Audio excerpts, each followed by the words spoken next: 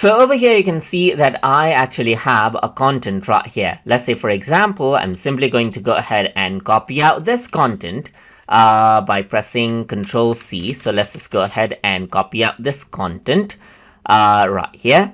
Press Control C, and then in Qwen, I'm going to paste this, and simply I'm going to say, remember this content right here, just like this. So I'm simply saying, remember this content. So now, once I do that, I can say, now I am going to ask you questions out of this content. It's actually giving me some information. I don't want it, so I'm simply going to say stop. So I'm going to say, I am now going to ask you questions out of this content.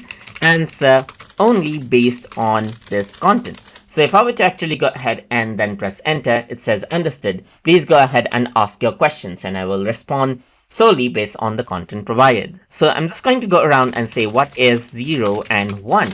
So this is the question that I had, and it says in the context of the binary number system, because I gave it a content related to binary number system, it says in the context of the binary number system, 0 and 1 are the two symbols used to represent the numbers.